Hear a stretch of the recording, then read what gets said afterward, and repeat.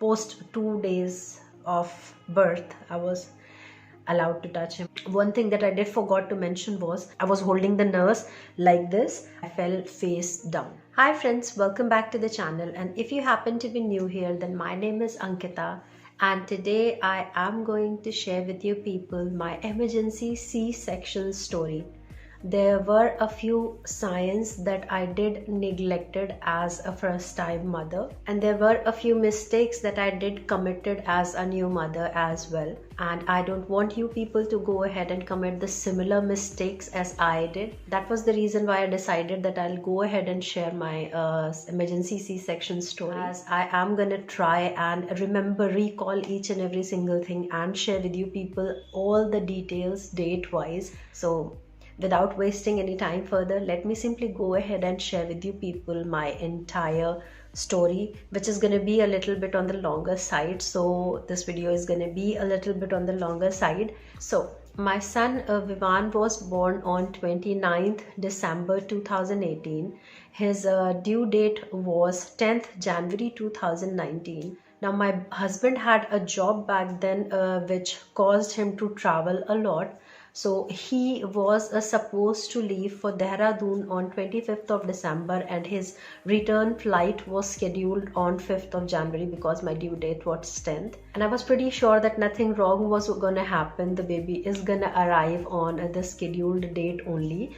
And those were a few misconceptions that I had in my mind, even though from inside I was screaming that I didn't wanted him to go, but still it was his work he was supposed to do. Plus I wasn't alone over here. He was supposed to leave on 25th at 11 a.m. in the morning, and my mother-in-law arrived in Lucknow on 25th of December at 4 p.m. in the evening. And the gap that was there, like those 5 hours, I wasn't alone in those 5 hours as well. My sister, she accompanied me for those 5 hours, so I wasn't alone at all. Still, it was like it was my husband who was leaving me, so I wasn't feeling good about it. The signs started from the night of 24th of December itself, when me and my husband were sleeping at around 2 a.m. or 3 a.m. in the morning. I felt like I needed to go to pee. Now let me tell you earlier, this video is going to be a little bit of TMI as well. So, and when I stood up from my bed, I felt like there was a drop of water that simply started from the VJJ area, and it ran across the thighs and then the knees and then the legs, and it went all the way down. And that was only one drop, but it was there, and I felt like that I might have a minor leak. I had a very small fundal height in terms of my uterus, and in my entire pregnancy I didn't protruded a lot as well. So my stomach, my uterus actually expanded within inside, so there was a lot of burden on the bladder itself. So my bladder was weak since the very early dates of my pregnancy. So I felt like there might be a little bit of leak, and I went to the pee, and after that I wasn't capable of sleeping. I was feeling a little bit gassy. I was feeling like I can't sleep. I was having minor pains, abdominal pains, and I was not able to judge it. Somewhere around 5 a.m. or 6 a.m. in between 5 a.m. or 6 a.m. I was able to sleep. Then my husband had his flight at 11 a.m. in the morning, so he was supposed to leave for the airport at 10 a.m. So we just woke up, he had his breakfast, we were having normal conversations. He was really very happy, looking forward to. My sister arrived at our place, and we spent 6 hours together. We were happy, and we were joking about everything. We went to eat pani ke batashe as well, and at 4 p.m. somewhere around 4:15, my mother-in-law arrived after having a cup of tea together. My sister left. It was 26th of December, as I clearly remember. So we went to the hospital, and my Masi and my sister-in-law stayed back home. They were cooking the meal, and me, my mother-in-law and my sister, we went to the hospital. So what happened was, when I told my doctor that I felt like I had a minor leak back then, she decided to do a 2 fingers test. It was the first time, the very first time that this test was performed on me. Test is really very painful. It's really very annoying as well, and it was really very difficult for me, and But either ways, you are supposed to go with the flow when it comes up to that situation. So that test was performed by my gynecologist on me. I was approximately 2 centimeters dilated till then, but still you are not supposed to be in the hospital until you're 5 centimeters dilated. Might be possible that she might have thought about that only, because she simply asked me to go ahead and have an ultrasound and get the rest of my tests out of the way, because any day from now on I can simply go ahead and have my delivery scheduled. So it was my 37th week. My 37th week was completed. It was my running 38th week when all of this was happening. And I simply went ahead for the tests that were prescribed. I had an ultrasound in which it showed that the weight of the baby was 3.5 kgs, and then they prescribed an ECG and a PCR test for me as well. So ECG, practically, if you people have been through that trauma ever, I am calling it a trauma because they literally get you rid of all of your clothes, whatever you're wearing. Like, you're not wearing anything when they perform ECG on you. And that was something quite bizarre and disgusting. I simply didn't admire the idea of having that ECG test. So simply but that was prescribed, so I was supposed to have that test going on. I did went ahead and got that ECG test done. Post that test, I was feeling really very grossed out. I don't know why. I was feeling really very weirdly dirty. I don't know what was happening within me, but I was feeling really very very dirty. Then I was supposed to have an NST on that day as well. NST is a regular checkup which is performed after 8 months are completed, to check the actual heart rate of the child and the actual movements of the child. So I had to go for the NST. So I asked my sister and mother-in-law to go and wait in front of the NST room, and I'll join them within 5 minutes. I wanted to go to the loo. And after that, when I came out, my sister and my mother-in-law, it was quite a huge hospital, so they were waiting for me in front of the NST room. So I had to walk from the toilet area, walk past the waiting area, and then reach up the NST room. Once I was about to reach the NST room, there was this small step, like only this much gap was there in the actual flooring. You can't call it a step, it was just a gap which was there, in which your sandal, if you're wearing flats, it can get stuck. So my flats, they just got stuck in. I was in my own mental space, I don't know, and my sandals got stuck in that slope, and I fell face down. And you people can understand, like a woman who was 8.5 months pregnant and she fell. I don't know what came over me, how I got this idea of falling on all fours. I didn't care what will happen to my knees or my palms, but I simply went ahead and fell on my all fours. So what that did was, it helped me keep my stomach far away from the floor. It didn't touch the floor. Everyone over there panicked, reason being that was the area in which NST was being performed. So there were mothers, and then all the mothers were 8 or 8.5 months pregnant, and all of them were accompanied by their husbands. So people were just like, trying to support me, trying to lift me up. Now the mothers were not able to help me, reason being they themselves were pregnant, and the husbands were like feeling weird picking me up. Still they just supported me, they helped me to stand up. I was feeling fatigue, so I was supposed to sit down, and then there was a nurse who ran towards the NST asking who was there with Ankita Singh, who was there with Ankita Singh. And when my mother-in-law and my sister said she's with us, she was like, she fell. And I could hear in my subconscious mind them running towards me, and I can't even comprehend but what they might have gone through. Thankfully, touch wood, by the grace of Lord Almighty, nothing happened.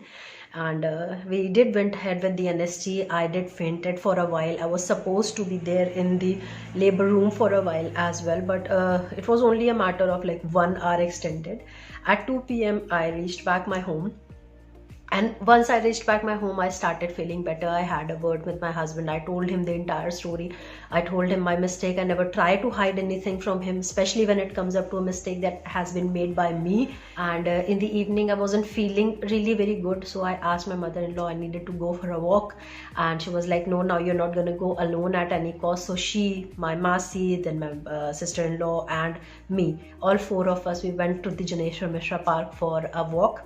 and I was feeling really very good about myself. Once again, I went ahead and had a plate of pani puri, which was like literally my weakness when it came up to my entire pregnancy. Then we came back home. I went ahead and cooked methi matar malai for all of for them. Then the next morning on 27th of December, I wake up at 7 a.m. in the morning, and my underpants, they were all completely drenched, not wet but drenched. There was a lot of fluid going on, and I was 110% sure that it wasn't urine. So I told my mother-in-law that there is something wrong. I am not like, it's not like movies. And I was having this weird perception in my brain that it would be like movies, like the entire water will come out suddenly, but it didn't. It didn't happen like that. It's just that my panties were drenched. Now I don't know what happened. I was supposed to go to the hospital. I went to the hospital. My sister arrived. Everyone arrived. The ones who were there available, they all arrived to the hospital, helped us. I got admitted over there. I got a semi-private room, reason being the private rooms were full and our bookings were for 10th of January, of course. So that wasn't supposed to be happening anytime soon. Plus, I didn't wanted my delivery to happen at back then at that point of time, at that given point of time. So I simply went ahead and spent a little bit of time in the labor room. Once again, I had to go through that trauma of those 2 fingers test, and till then I was 2 centimeters dilated only. There was no difference in my dilation structure, and they said I don't know why did this thing happen, and whether they misjudged or whatever happened. They said this is not amniotic fluid. So I was using a napkin, and then it suddenly stopped as well. I was like normal. I was feeling normal. There was nothing wrong. I was just having minor gastric cramps in my lower abdominal area. I don't know why. Like literally now I know, but back then I didn't know why that was happening to me. I was like, okay, I'm feeling gastric issues, and I was continuously asking my mother-in-law to take me back home. I was like, I'm perfectly fine. Just take me back home. I'm feeling gastric issues. My back is hurting. This bed is extremely ridiculous. I can't sleep over here, and I want to go back home. Then on a 28th, there were multiple tests of mine that was scheduled, and ultrasound was scheduled. Post observing my ultrasound, my doctor told me that I should go ahead with a C-section. I completely denied it. I never wanted to go for a C-section, and I didn't wanted to, even if I did had to have a C-section, I didn't wanted it before my water broke. And that small part of me within me was asking me to wait for my husband as well. So I wanted it to get delayed anyhow for up till the 5th of January. So I said no, I don't want to go for a C-section now. So they said that we'll keep you under observation for a day, and tomorrow if everything goes fine, I'll give you a date, and you can go back home then. So I spent the entire 28th on that stupid bed in the hospital, and I was surrounded by 2 mothers who recently gave birth. So I was feeling like if I'll stay here any longer, I will myself deliver the child. So anyhow I wanted to go back home. So she said, okay, fine, up till 3rd of January wait, and after that you just get yourself admitted over here and we'll decide later on. Okay, fine. And then I was like, okay, fine, can I go? Yes, you can go. So I had that green flag. So the formalities of my discharge were completed, and I went back home at around 2:15 to 2:30 p.m. and I reached back home. Then we all had a cup of tea. Then I took a bath, and I was extremely tired, so I needed to sleep. I needed my bed. I badly needed my bed. So I was like, okay, fine, I'm gonna crash, and rest I guess you people can take care of, as it is the story of 29th, the day of my son's birth, so you people can understand what is coming in front of you. So what happened was, then I went for sleeping. My sister left for my house, my maternal house, and my mother-in-law was cooking for the evening, and my sister-in-law was doing the laundry stuff. And suddenly at around 4 p.m. I just woke up and ran out of the bed. I felt like I was wetting the bed, and that was that. Just like I had seen in the movies, my water actually broke, and I was supposed to rush to the hospital. Now there was no proximity of asking my husband to come back, or nothing could have been delayed. From now onwards, there was no delay. I was supposed to reach the hospital as soon as possible. It was over for me. So I was like, okay fine, उठाओ सब कुछ, चलो hospital. Cab book किया, बहन को phone किया, and we all reached the hospital. Now what had happened was, within 20 to 25 minutes of my water being brought, my entire amniotic fluid was out of the body, and that was somehow not the best thing. And they simply wanted to do an NST before shifting me to the actual labor room. They went ahead and did a 2 fingers test once again, which was extremely painful, and still I was only 2 centimeters dilated. Now once your water is broke, you're supposed to be dilated somewhere around 5 to 6 centimeters, but my dilation process didn't started. It was still 2 centimeters only. They did perform an NST on me, and I was not able to understand, but there was one thing that I can comprehend, that a test which was supposed to be performed only once was performed on me 3 times. So I clearly understood that the heartbeat of the child was like, they were not able to track the movements clearly. So I said I needed to talk to my husband once, only once, and then I'll decide. So I asked my sister to allow me to have a word with my husband. We did had a chat. I told him the entire situation and what I was feeling about the entire situation. He said, okay, go ahead for the C-section then.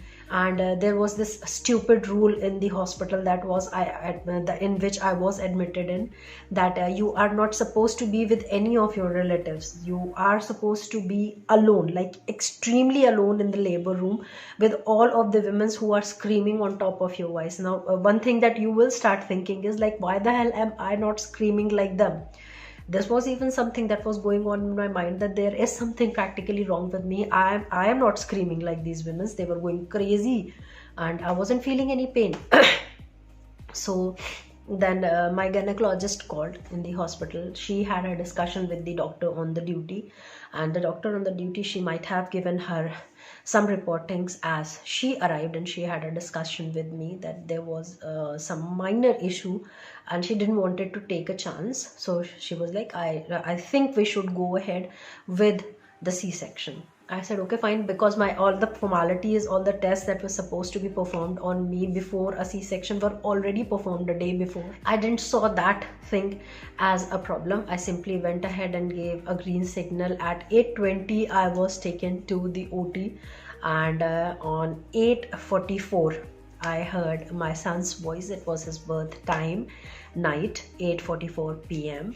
Now the operation procedure, if I try to tell you about that, it was like I was taken to the OT, and then I was supposed to be given the anesthetic. Now the only thing that I was afraid about in terms of the C-section was the actual anesthetic procedure, because I did heard and saw a few videos as well, and I knew that this is a painful process, but I didn't knew what happened.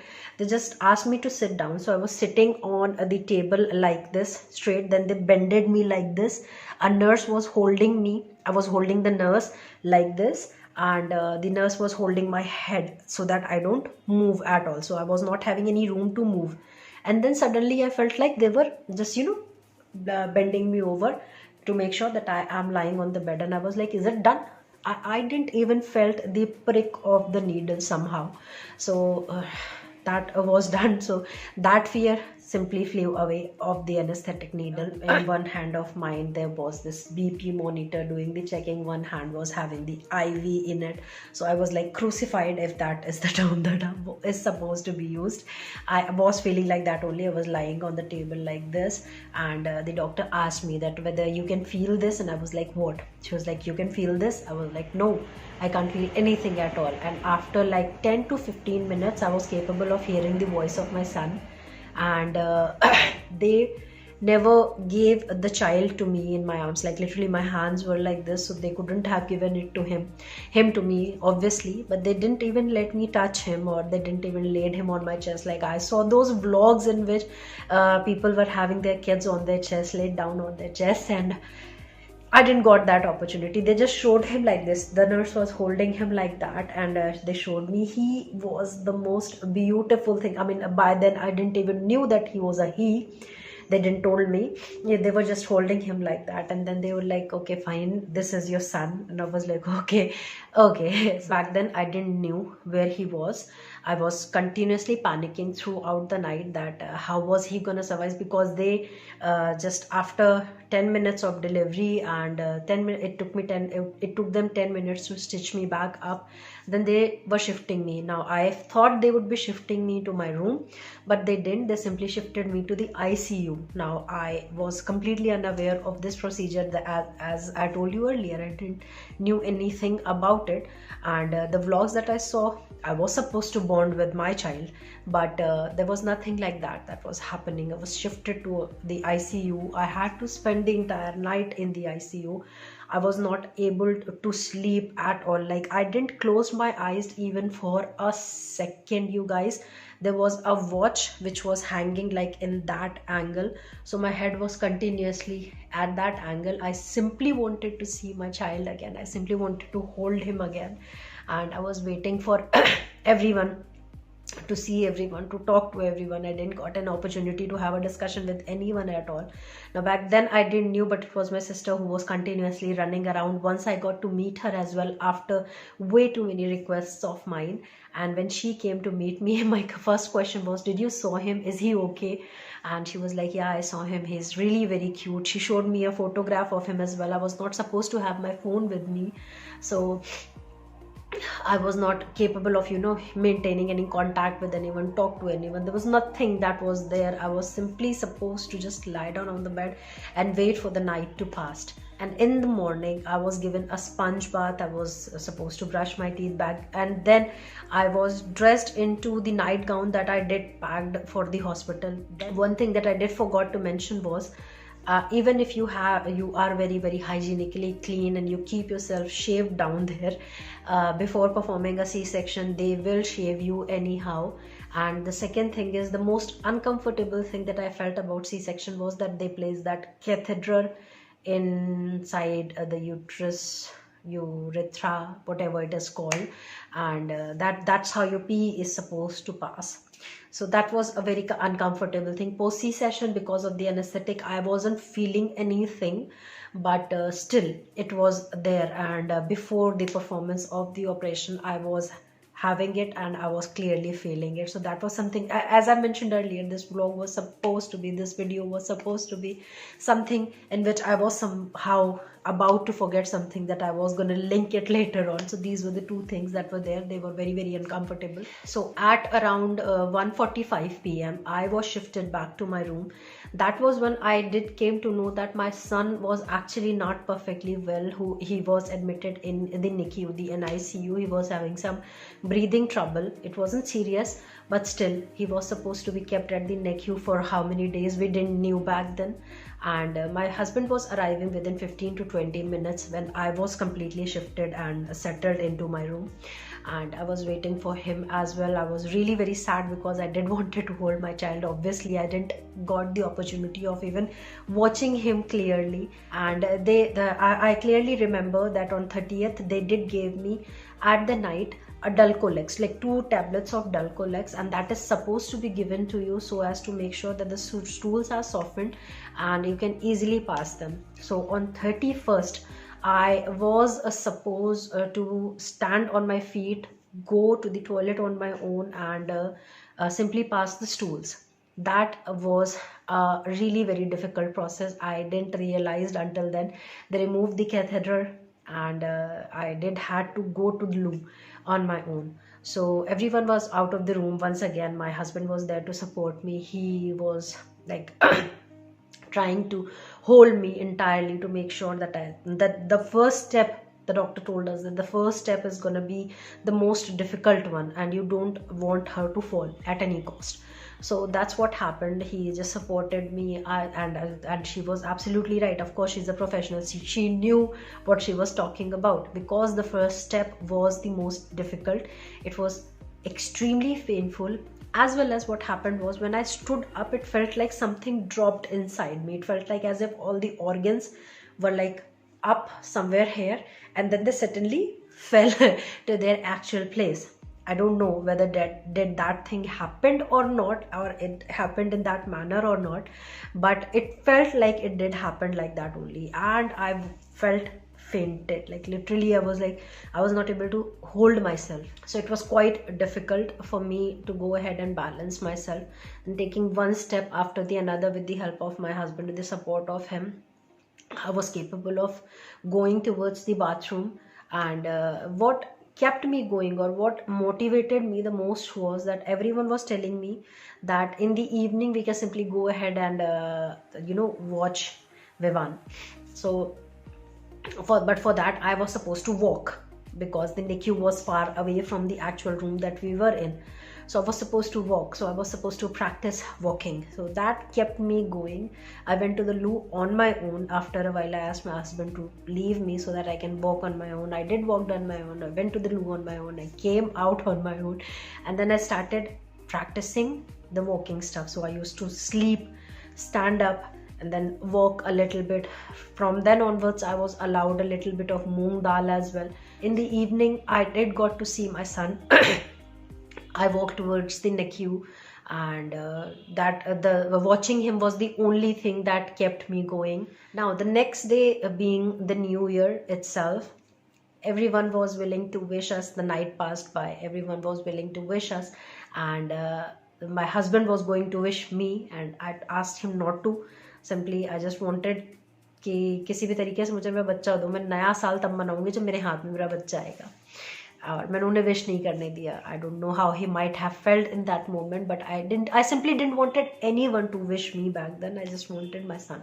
Then suddenly the good news happened, and they said that they could risk giving the child to us for one day, and they'll see how we are acclimating with the child, and if they'll feel that we are comfortable and we are going to handle him clearly, they will give us the child with an IV. And he had his IV for a very long while. For 15-16 days he was having the IV in his hand, and he was supposed to get injected through that IV multiple times. But at least we were gonna get our child in our arms finally.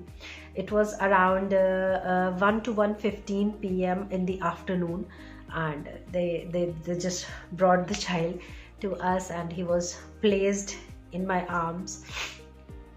And that was when I actually got to see him, or to touch him for the very first time.